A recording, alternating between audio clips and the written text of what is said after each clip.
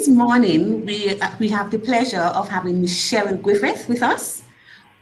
She'll be speaking on the topic, creating a workplace culture of continuity.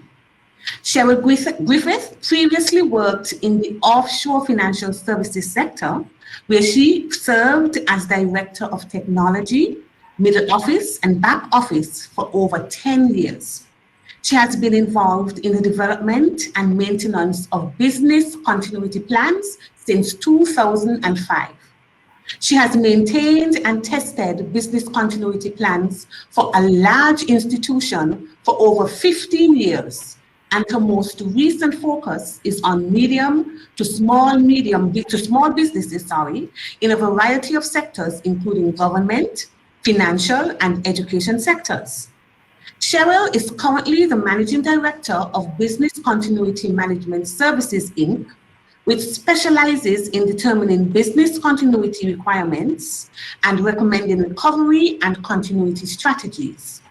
Cheryl holds a bachelor's degree in business administration and a master's in leadership, both from Grand Canyon University, USA. She is also a certified business continuity professional and an associate risk management professional and a certified BCP instructor through the Disaster Recovery Institute International. She is also a member of the Business Continuity Institute. Ladies and gentlemen, sit back and relax while we listen to Cheryl's presentation. Take it away, Cheryl. Good morning, everyone, and thank you for joining me today. I am so excited to be a part of this conference. It has really touched my heart to know that the credit union has really been agile and pivoting to this moment. So can I share a secret with you? I am actually a credit union member, and I have been for over 20 years. So I am excited to know that our monies are being handled correctly and they're being safe, and that we are going to be in a better place as we go forward through this season that we're in. So given that, I'm going to share a little bit about my company. I have been a business continuity practitioner, as you've heard, for over 15 years, but started my own company 3 years ago, and soon after COVID happened. Our simple mission is to ensure the continuous operations of our clients' critical processes, and we also seek to partner with clients who have a commitment to business continuity management versus a check-the-box mentality. Some of our solutions include assessing your current environment, developing your business continuity policy and framework, identifying any strategies and solutions based on your risk assessment and your business impact analysis, and also preparing response and recovery plans. And lastly, performing mock drills, any tabletop exercises and walkthroughs that the client requires. So there's no two ways about it. Our workforce culture has changed forever due to this pandemic. And we need new strategies, tools, and technologies to inform, to inspire, and to better engage our work from home and our hybrid employees. But all this planning, digital transformation, and good intentions mean nothing without a people-first, purpose-driven organizational culture tying it all together. Just as with safety, the continuity culture is where continuity concepts and considerations permeate everything that the organization does. When an organization has a continuity culture, continuity is not a task to be checked off and forgotten about, but rather it's an ongoing process that has the steady backing of management and the informed participation of all employees. So here's what we're going to be talking about today. What is continuity and resiliency? What has or will change due to a remote hybrid workforce? How do we limit new risks and weaknesses? In other words, how to improve your workplace culture to limit damage, both from known and unexpected challenges? How can or should we improve our culture? I'm also not going to be diving into the technical aspects of business continuity, but rather how we embed it into our organizational culture. So what is business continuity? In simple terms, business continuity, sometimes abbreviated as BC, is the work of ensuring organizations can continue to strive in the face of trouble. But if I were to ask to define business continuity for the dictionary, I would write something like this. Business continuity is an organization's ability to resume the performance of all business functions in a timely manner following an outage or crisis. Let's break that definition of business continuity down piece by piece. An organization means a business, a university, a hospital, nonprofit, credit union, and the performance means able to carry out. Business function means all of the activities and processes that the organization normally carries out in completing its mission, supporting itself, and serving its stakeholders. Depending on the organization, this could range from making bookets or caring for patients, to paying vendors, to running a call center, to shipping, whatever. A timely manner means within a time frame, what is appropriate for that organization when looked at in the context of its unique situation. Also, the amount of time that amounts to timely restoration is different for each business process. Some processes need to be restored sooner than others. Note that timely does not mean immediately. It doesn't even mean fast necessarily. Basically, it means fast enough. And lastly, an outage or crisis means any event that has a negative impact on the ability to perform one or more business processes. The outage can arise in one or more of the following four areas: facilities, where your building could be damaged by flood; people, too many employees are quarantined because of the virus; or a technology, could be a cyber attack; or vendor, could be your critical supplier going out of business. So let's take a look at business continuity management compliance standard. Similar to the financial and quality standards, business continuity has standards as well. Many people are confused about what it means to comply with a business continuity standard and when a company should actually do this. These are three scenarios under which a company might be complying with a business continuity standard. It could be regulatory, meaning it's requirement by government. It could be contractual if you have a relationship with a vendor, or it could be voluntary. You want to make sure that you have plans in place for your company to be able to perform under any circumstance. So a business continuity standard is a collection of actions, benchmarks, and documentation that provide guidance and verification for creating an effective BCM program.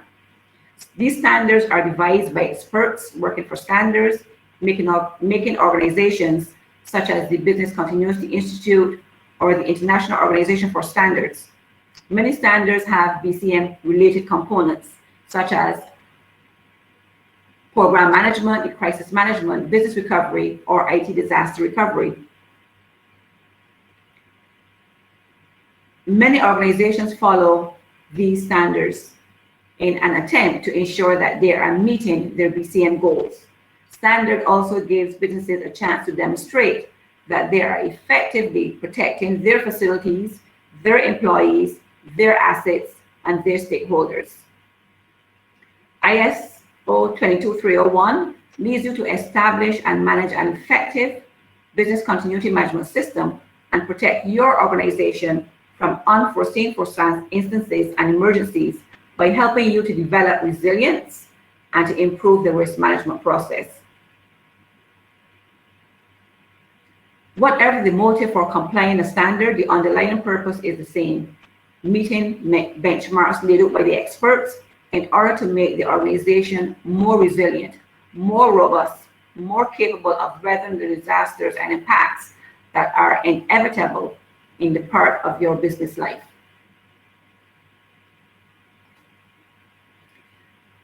So I wanted to do a quick poll here and just to gauge how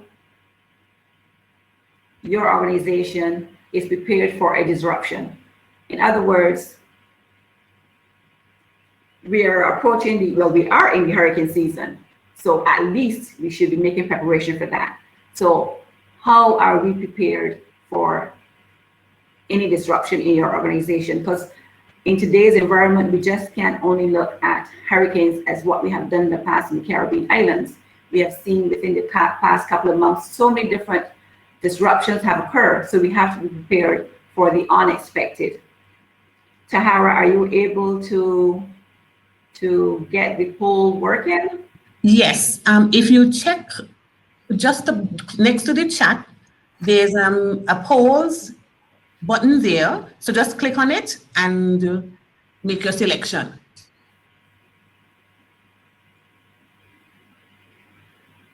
So while you do that, so what I found in talking to colleagues, both locally and regionally, was that some organizations were unprepared in their internal communications. Leadership was lacking in the initial stages of the pandemic, and staff well-being and working from home were some of the things that organizations did not handle well.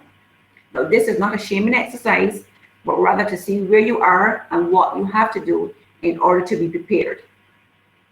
As we can tell from the recent eruption of the volcano in St. Vincent, and which also was compounded by the flooding they also had, and then the impact of the ash in Barbados that we did not expect. And then just last week, we had a freak thunderstorm. So these are all reminders that trouble can come at our islands and indeed our organizations in many forms, from the predictable to the almost inconceivable. So that is why it's important to be prepared and to have a continuity culture as an everyday part of life at every organization. So Tahara, can you tell me what you're seeing in terms of the answers in the poll? Okay, the organizers would, once everyone has answered, the organizers would submit the final results. So you can continue until we get those results. Well, actually, Tahara, so we can see the preliminary results. I'll encourage more persons, since we have 117 persons in the room, to continue to respond to the poll. So far, Ms. Griffith, we have received responses from roughly just over 40 individuals in the room. Most persons, or 70%, or 70.2%, sorry, with 33 votes, say somewhat prepared.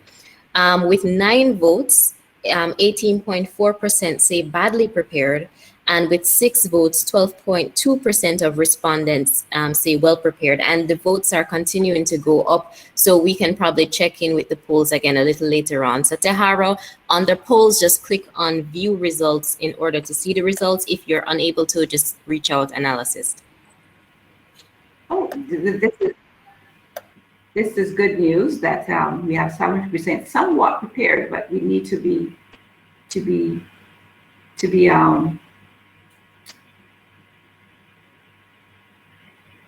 better prepared as we move forward into the hurricane season.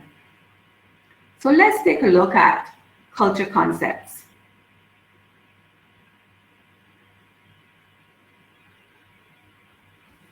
Walt Disney, he said, you can design and create and build the most wonderful place in the world, but it takes people to make the dream a reality.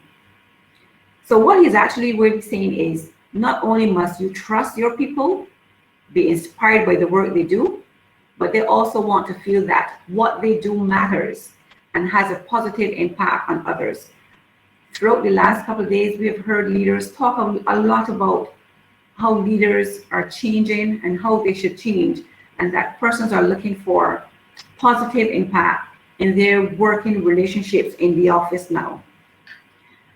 Herb Keller also said, employees whose personal values are in sync with the values that make the organization tick. In other words, character counts for more than credentials. So now you're hiring for attitude, and then you can train for skill. So culture is what people do when no one is looking. And then Quentin Stutter, he also said, in a Gallup research, tells us that culture is a key driver for employee engagement. Strong employee engagement accounts for 4 times the earning per share growth to that of competitors. There's higher productivity, better retention, fewer accidents, greater well-being, and 21% higher profitability. So culture outperforms strategy every time, and culture with strategy is definitely unbeatable, and that's what we want across the organizations as we move forward. But Peter Drucker sums it up well. No matter how detailed and solid your strategy is, if the people executing it don't nurture the appropriate culture, your projects will fail.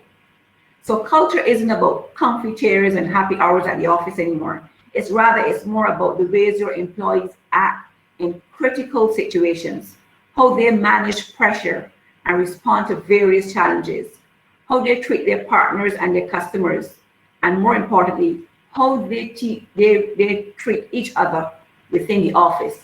So culture is strategy for breakfast, operational resilience for lunch, and everything else for dinner when you combine everything. So what does culture look like in your organization? Do you rely on people doing the right things for the right reasons?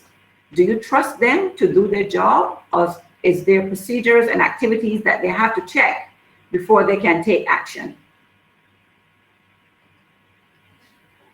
So let's take a look at resiliency. When we talk about resiliency, we're talking about all of these things that are showing on the screen. Disaster recovery. The most common events are not complete outages, but the failure of individual applications or components. The end user, making sure that they have the tools available to function and they have training. And then there's the infrastructure, lack of sufficient redundancy in core functioning, including electrical power. If the power goes out, do you have generators and UPS in place to make sure that work continues? It is during times of distress that IT systems are most likely to come under attack. To fend off these attacks, then, your IT network, security, and other infrastructure must be sufficiently redundant in terms of protection, access, authentication, and security monitoring at all times. Single points of failure. What are these rating? These are your location, your technology, and your processes. Your people. Do you know those employees that have special skills that if they are unavailable, work slows down or even stops? Oftentimes, when persons go on holiday, there's no one to do their work. Stuff has to happen until they come back. We have to move away from that and start cross-training more people so that we don't have that exposure or that vulnerability within the organization. So what about the pandemic? What does this mean now that persons are vaccinated and going back out to work for you? Have you really sat down and really think about what does this look like for you, and what are you going to put in place to make sure that it's a smooth transition across the organization? The supply chain and third parties. A big thing that do not get much attention is third-party suppliers are often less than forthcoming about their level of preparedness or lack thereof. So going forward, and we have contracts or relationships with third-party suppliers, we need to be also asking them, do you have a business continuity plan in place, or do you have a compliance plan in place, so that we know that you are reliable, so that we then can rely on you. Because when critical supplies are unavailable, production or services can come to a halt, and we don't want that. So to avoid this happening, it's important to vet your suppliers to make sure that they have backup plans in place. So the big picture is a firm's ability to weather storms. This depends on how seriously your executives take risk management when the sun is shining and no clouds are on the horizon. We want to look at risk across the organization, not just in silos.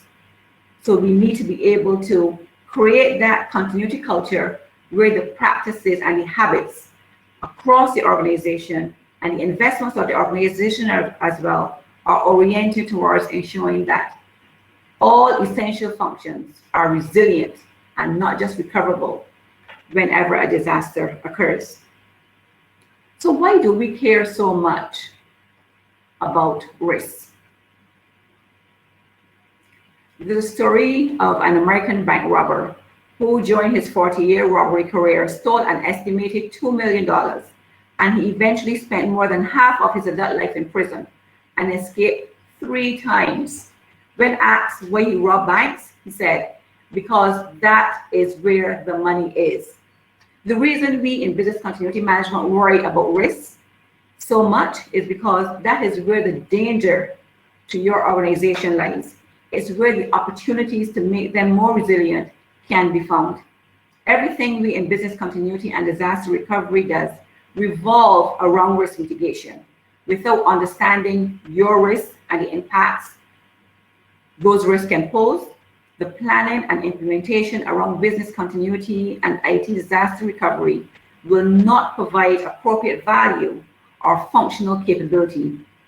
We do risk assessments to reach that resiliency and to mitigate those risks. So here's an example of a risk assessment, and I'm going to use the technology because that is what everyone is using a lot of today. So take a listen to this video. Open door. Door open. Radio on. Playing radio. And do lights. Lights on. Protein shake. Making protein shake. But she was too young. Loading New York. Set speed. 4. 4. 6. 6. Child of 16. 16. ADHD. 4. Okay, 16. 4. 4. 16. Correction. 16. All night I slept with love. She was too young. Oh, hey, Beyond. Good luck. Then I was too young.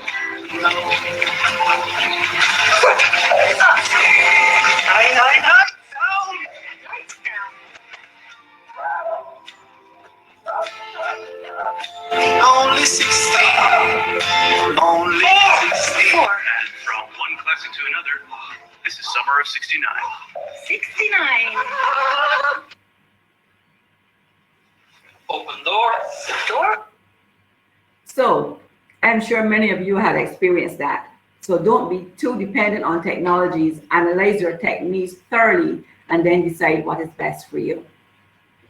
So the big picture also tells us adapting to the new world of risks, where as the pandemic loosens its grip, organizations of all types would be well advised to reassess the risks that they are now facing. Chances are both your organization and the environment in which it operates have changed significantly in the past 18 months. So prudent organizations will actively adapt to this new world of risk. So the point I want to emphasize today is how important it is to make risk management an everyday activity at your organization. Risk management should be part of your company's culture. Work happens every day. Issues come up every day, and risk management should therefore be going on every day within your organization, because resilient organizations are those that rebound and prosper after business disruptions because they are resilient to the impact of the disruptions through good risk management, as well as being adaptive, being agile, and sustainable in the face of disruption. So response, recovery, and contingency are the basis for resilience, and risk management plays an integral part in us reaching that resilience that we want. And risk management is also not a one and done activity, nor does it qualify as risk management when a company does an assessment of its risk and then puts the risk assessment in a drawer and forgets about it. So let's take a look at the 4 types of risk mitigation. Risk acceptance. This does not reduce any effects. However, it is still considered a strategy. This strategy is a common option when the cost of other risk management options, such as avoidance or limitation, may outweigh the cost of the risk itself. A company that doesn't want to spend a lot of money on avoiding risks that do not have a high possibility of occurring will use the risk acceptance strategy. And then there's risk avoidance. This is the opposite of risk acceptance. It is the action that avoids any exposure to the risk whatsoever. So risk avoidance is usually the most expensive of the risk mitigation options. And then there's risk limitation. This is the most common risk management strategy used by businesses. This strategy limits a company's exposure by taking some kind of action. It is a strategy employing a bit of risk acceptance, but with a bit of risk avoidance, or an average of both. An example of risk limitation would be a company accepting that a disk drive may fail and avoiding a long period of failure by having a backup. And then there's also risk transference. And this is the involvement of handing risk off to a third party. For example, numerous companies now are outsourcing certain of their operations, such as customer service or payroll. And this can be beneficial for a company if a transferred risk is not a core competence of that company. It can also be a company that can focus more on their core competencies.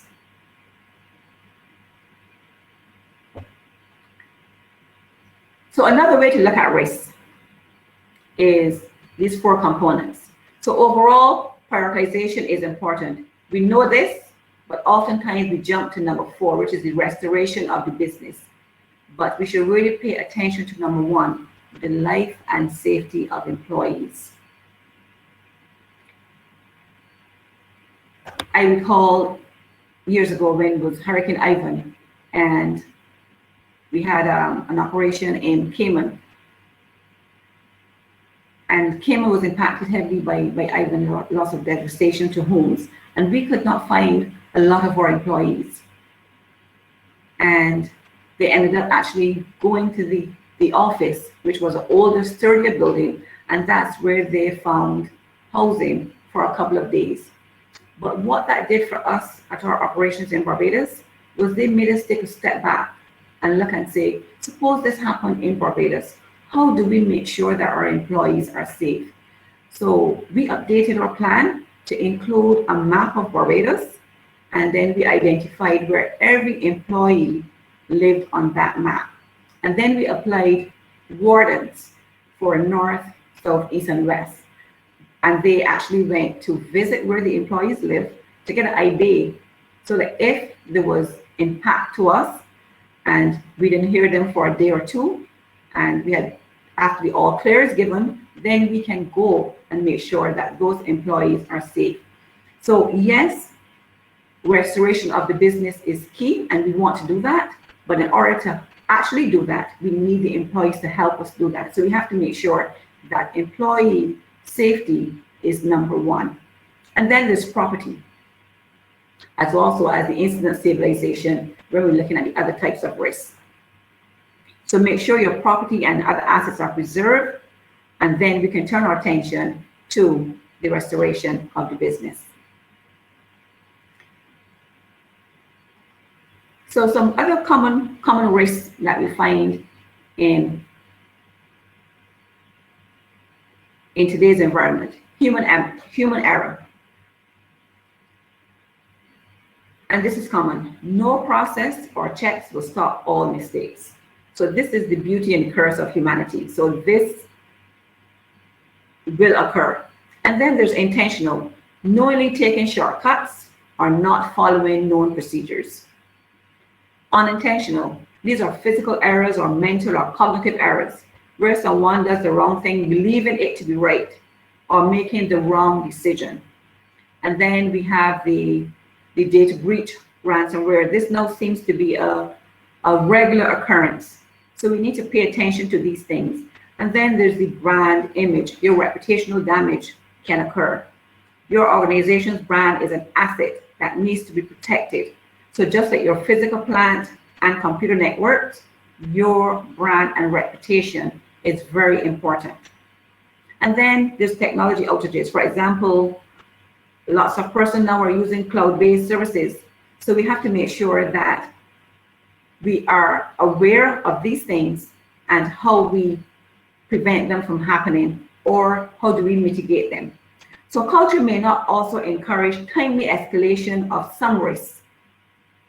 So this is a risk that executives may want to focus their attention on as we go forward, as it signals a noticeable concern that employees across the organization must be aware of these risks. There has to be greater communication, but for whatever reason, they're reluctant to escalate them to executive management or the board because they're not comfortable. So we have to start an open dialogue where everyone can share what is happening, know what is happening in order to mitigate the risk across the organization. Because that reluctance may be triggered by a lack of knowledge among employees about the process for escalating risk concerns and when to use it. So we have to put things in place. If so, that problem can be solved through education and constant communication. So we need to make sure that everyone is on the same page. We can't no longer be, I heard Dr. Jata use it this morning, operating in silos, like we are cousins or foster children, but we're all one organization and we all need to work together and be one and not work in silos. So management buy-in is the key. So companies, we have found that companies that will recover quickly from a crisis most likely have leaders who recognize that resilience is actually good business sense. So a resilient organization structure its business to ensure that it can meet its minimum needs to survive, not if, but when a disaster strikes. So such a cultural shift can succeed only if it gets the full support of the board, the executive management, the key stakeholders, and most importantly, the employees. When an organization has a continuity culture or a business continuity and disaster recovery program, its employees constantly are always asking the question, how do we ensure that this process or application or function will remain available in case there's an emergency or disaster event? In such organizations, continuity is not a task to be checked off, but an ongoing process that has the steady backing of management and the informed participation of all employees. I also recall earlier as a business continuity coordinator, and we had fire drills. And the one employee who should be setting an example was always the manager that would not want to leave the office. So you have to keep going back. You would do all the rounds and get all the employees out and moving. And you have to keep going back to be telling him, sir, you have to leave, you have to get out. Leaders should be setting the examples, because then you're putting your employees at risk, because by they're going back to get you and there's a fire, then both of you could be hurt. So leaders, you need to step up and be aware of what is going on and your responsibility and role in making sure that these things do not happen. And leaders now should be asking employees, do you know where your business continuity plan is? What would you do to keep all operations going if this building suddenly became unavailable? What if X person could not perform their duties? If senior management asks those questions today of you, what would those answers look like?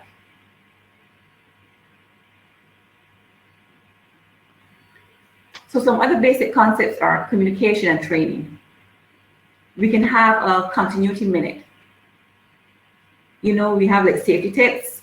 So one of the challenges that came out of the pandemic was persons did not know how to contact employees, because everyone now has a cell phone and a lot of persons don't use landlines. So you don't update your employee information.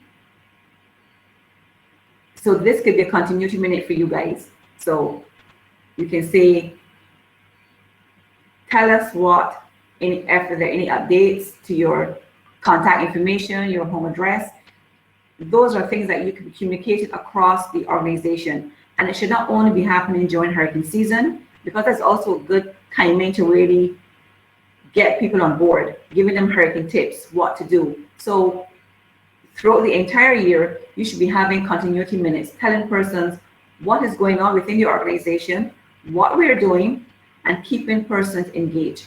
So communication is the key.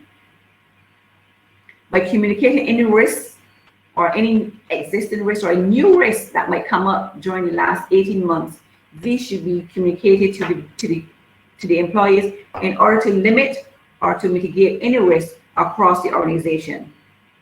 And then identifying how the continuity efforts are benefiting the organization. We can see that when risks are identified or any vulnerabilities, and we put things in place, we can see that we are able to recover and be up and running in a reasonable time frame. Capitalizing on events in the news to remind people of the potential for disaster and the need to be prepared for it. How might a similar event impact your organization? If there's human error, if there's a business function, demonstrate what those are. Pay attention to the weather services, especially in this time. And then training for different scenarios. Training, practice, practice, practice. Practice your drills. Practice what would happen if X occur. So create different scenarios around you that are unique to your business and run drills to see how prepared you are, because when a disaster occurs, you are going to be not totally focused.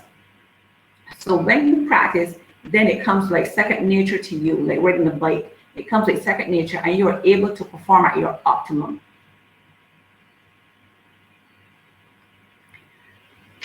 Cultural challenges that we are seeing now is long-term isolation with persons working from home.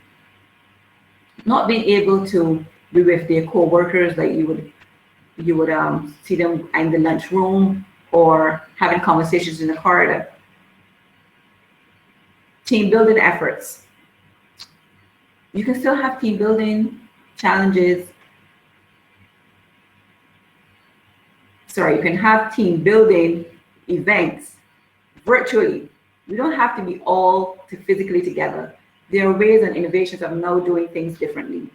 And then looking at and listening to your employees of what they're going through in terms of being home with their kids. Remote workers are participating in more meetings, more activities. So, and then everyone does not have a work from home personality. So we have to take all those things into consideration. What are the challenges that they're experiencing at home and bringing back into the office? What happens when everyone goes back into the office? Everyone might not want to go back out to work. So we might have a hybrid situation. What are we doing to make sure that we do this correctly? And then we have working from home and the office home resiliency that we're talking about. That where persons are using their home computers, or they no longer have filing cabinets to store their documents that they may be using. Persons could be looking over their shoulder while they're working. So there's no privacy. What are we doing? Are there policies that we are now looking to recreate to make sure that we manage all these things that we need to be doing going forward? And then work ethic. What are we looking at? Are we still thinking that it can be business as usual? No, it cannot. We are working in a different environment, and we all need to recognize that we have to embrace the change that is coming and work accordingly.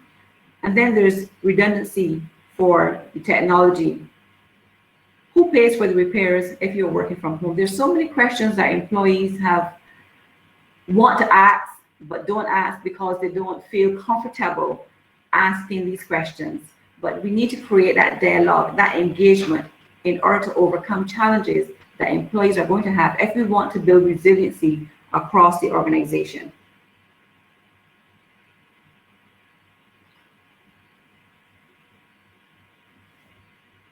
So we can have, when we talk about team building and social interaction, we can have, when we go back up to work, we can have an on-site celebration. We can even have Zoom celebrations now. So there's no reason not to have team building exercises or to have activities with our employees. Training on work from home strategies. How do you plan to communicate with your staff?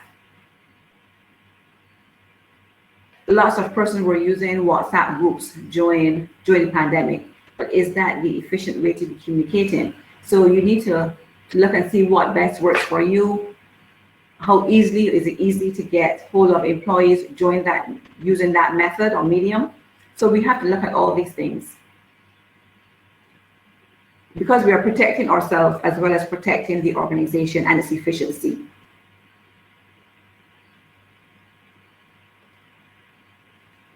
So plan maintenance and the culture of continuity.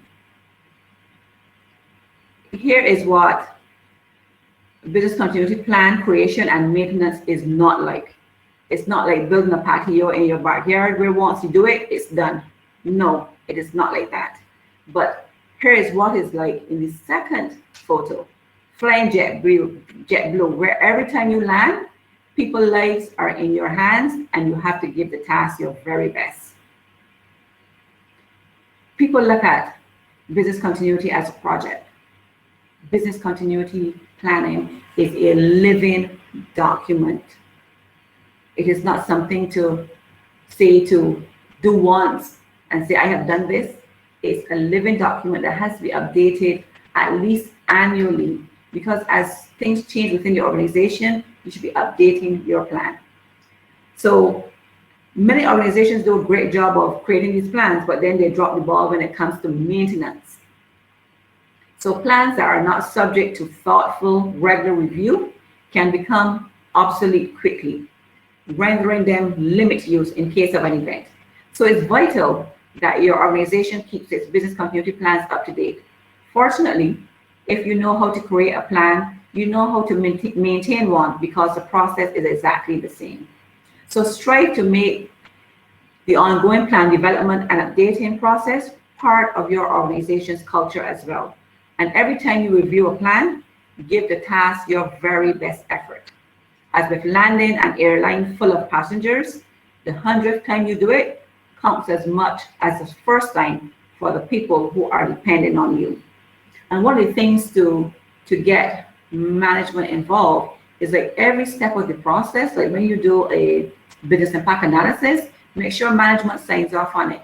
When you're having your weekly staff meetings, business continuity should be part of the conversation. So keep it always top of mind. And then all the employees know what is going on, so there are no surprises when a disruption occurs and how to respond.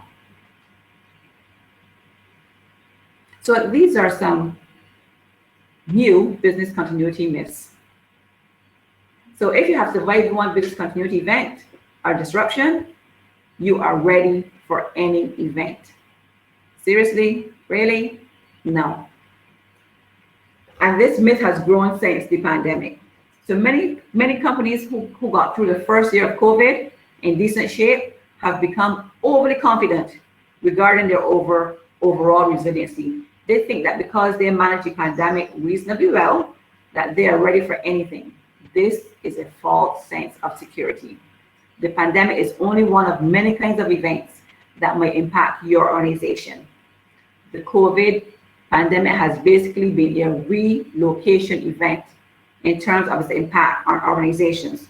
So just because you got through a relocation event doesn't mean that you're ready for a reputational crisis, a cyber attack, a power outage, or shortage of even your human resources. These events will stress your organization in very different ways than COVID has.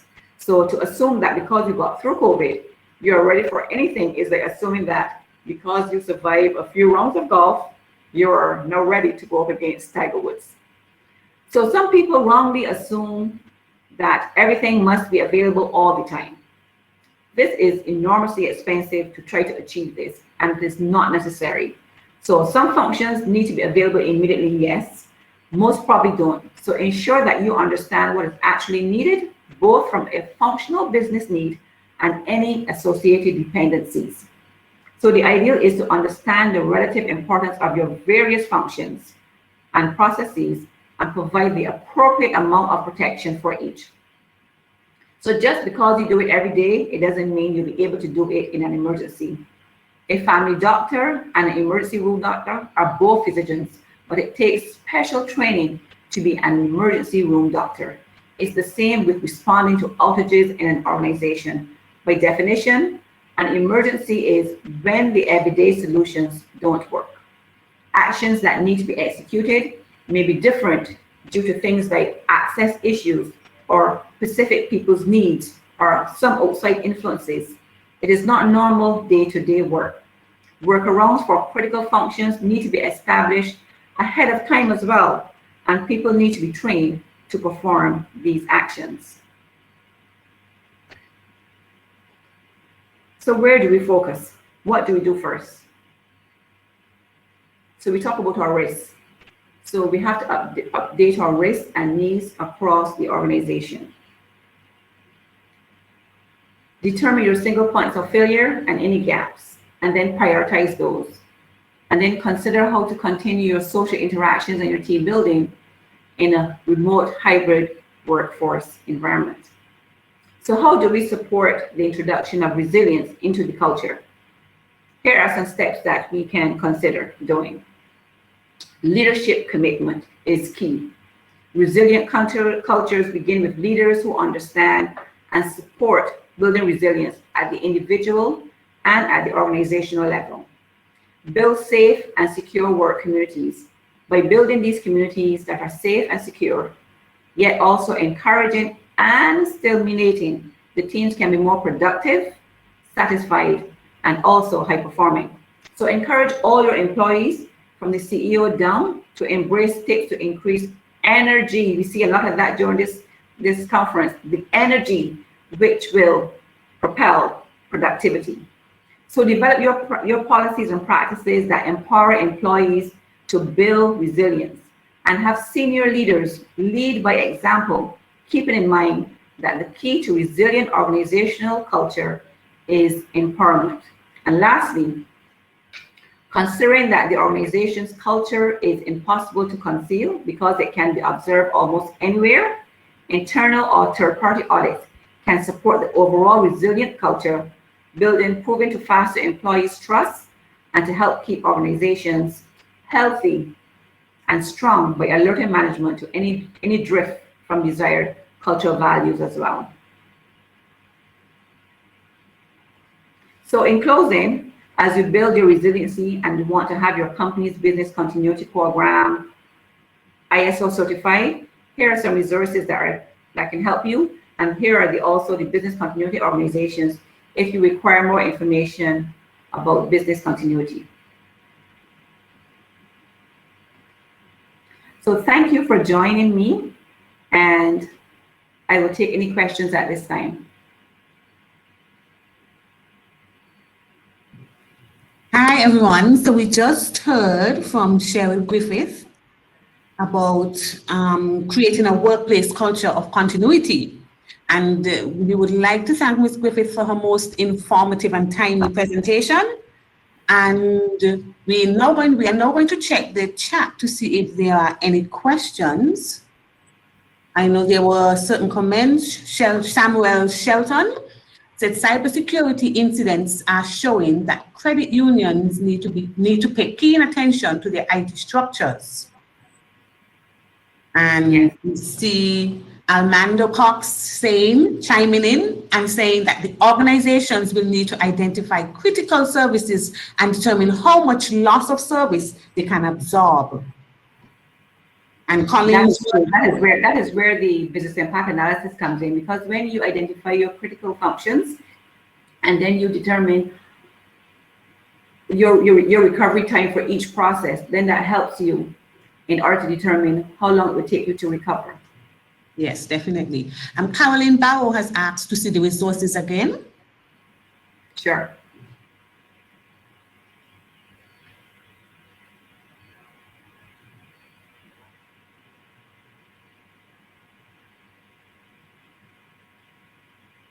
And then we're having more comments. Awesome, full circle examination of the subject, just detailed enough to catalyze us. Thank you. Excellent presentation. The point business continuity should be at every meeting. And then we're having more comments. All organizations need to adopt a risk-based approach in managing their affairs. And Yes. we have a person saying thank you and hashtag business continuity. So I can see that Ms. Griffith has made an impact. Are there any questions we need to ask Ms. Griffith? Anyone? If there are no questions, I'm going to ask a question, if you don't mind, Cheryl. I would like to know, what is the biggest challenge you have found in creating a workplace culture of continuity? When you first start, if you don't have a plan and you going into an organization to actually put the plan in place, because persons are doing their daytime job, and you need answers to get going. Like, persons are not available, so it takes a while to get started, and then you need to have a champion, a leader who is on board with what is happening and why they want to plan, in order to make sure that it goes smoothly, that you have the resources you need to identify what those critical functions are, what those applications are that you use, any dependencies that you may have, because sometimes we don't realize that what we're doing have an impact on another, I don't want to say department, but another process. So what you can do too, as part of your quarterly meetings or staff meetings, is have persons come up and identify what they actually do, because sometimes persons work in an organization with a lot of people and they don't know what another person is doing and how they all tie together. So that could be a way of fostering engagement across the organization and making people aware of where the dependencies are, and if there are any risks to be highlighted as well. You find a lot of risks being highlighted when these things come out. So having that engagement is really helpful, but actually getting the plan up is not like writing a document and saying that this is what I'm doing. We actually have to go into the organization, see what they're doing. You're going to know the organization in and out from the time you're finished your plan. But it's challenging to get the resources available to help you get started. That has been a challenge for me.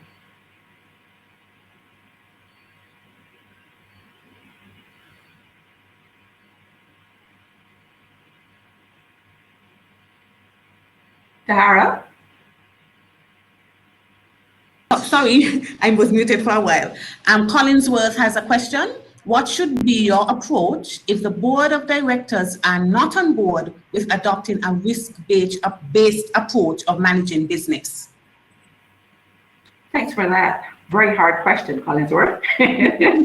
Oh, but if management is not on board, that's management should be on board. But one thing that management pays attention to is the bottom line. So when you show them, if we are down for, let's say, 5 hours, what is the financial impact? Then it raises an eyebrow, like, oh, I didn't realize this. And then they start to think differently. So if you can highlight the financial impact to the organization by not identifying your risk and mitigating it, and this is what could happen, and this is how long you will be down, and this is the financial impact, then they tend to take a different view and would give you an ear. That's how I would approach it. Thank you, Cheryl. And Collinsworth says thank you as well. Okay, we have another question from Jennifer White. What are your top 3 recommendations to secure management in the development of BCM, especially to make meaningful contributions? Oh, coming fast and furious. What are your top 3 recommendations to secure management buy-in in the development of the BCM, especially to make meaningful contributions to the plan? I would say that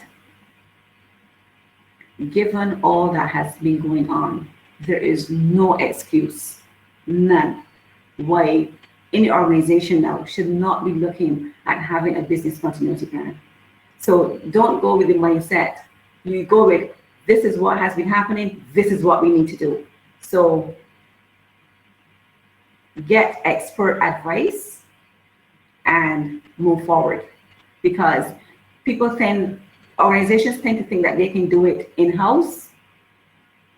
No, you need, the same way how you need an accountant to do your financials, you need a business continuity expert to help you get your plan created and implemented, because there's a policy to develop and it's a framework that you have to follow.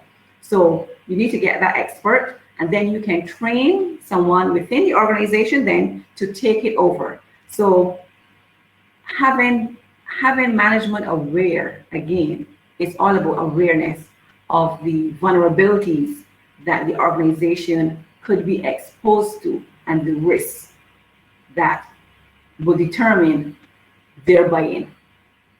So if you can highlight what those are, then you are way ahead of the game. Okay, thank you, Cheryl. We have one final question from Marilyn Smith. What should be the time range for business continuity? Can you clarify when you say time range? Do you mean if you're having a new plan, how long it would take to implement that plan from beginning to end? If that is the question, the answer would be, depending on the size of the organization, it could be 6 months to a year in order to do it effectively. Because remember, I had mentioned earlier about not having the resources available to give you some of the requirements gathering documentation that you would need to do your impact and risk assessments. So if that is the question, then 6 months to a year would be an effective time frame. Thank you, Cheryl. And I forgot to mention the results of the poll. How could I forget that? So we had 68, the question, just as a reminder, the question was, how prepared is your organization for disruption? 68.2% said somewhat prepared. 18.2% said well prepared, while 13.6% said badly prepared. Okay, so you guys have some work to do. Definitely, yes, definitely. I applaud those ones who are somewhat prepared, but there is some work to be done. And persons are always thinking that business continuity is expensive. It is not. Yes, there's a cost, but it is not expensive. And at the end of the day, it is worth it to the organization in the long run. So businesses should be actually budgeting, putting it in their annual budget, a business continuity cost. The one-time cost is going to be not necessarily extravagant, but that's it. And then after that, it's no cost really. So it's only if you have a large organization and you have a lot of technology, because you will need to upgrade your technology often.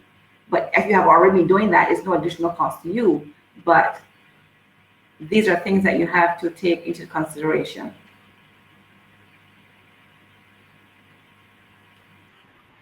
I see our time is up, but one more question, Judith Baines. What is your best advice for revisiting the BCP annually? That is a given. You have to update your plan annually. You have to. It's a living document. It's like your Bible. So any change across the organization, you should be updating and reviewing your plan annually at least. We are finding that persons had plans for 3 years, 5 years, and have not been updating them. And then when persons say they have a plan, a business continuity plan, and you look at it, it's not really a business continuity plan, it's a emergency response plan, which is totally different. You're actually responding to an emergency. It's not a business continuity plan where you're looking at your business processes and your critical functions. So there's a difference. I hope I answered your question. Well, you answered it for me, so I'm thinking that Judith their question would have been answered as well. Oh, Judith. Yes. So we'd like to wrap up now, and we'd like to thank Cheryl Griffith again for her most timely presentation. As Julie said, this is a timely presentation. Awareness of the organization's risk provides the opportunity to mitigate the risk. And I think that's a great and a wonderful note to end on.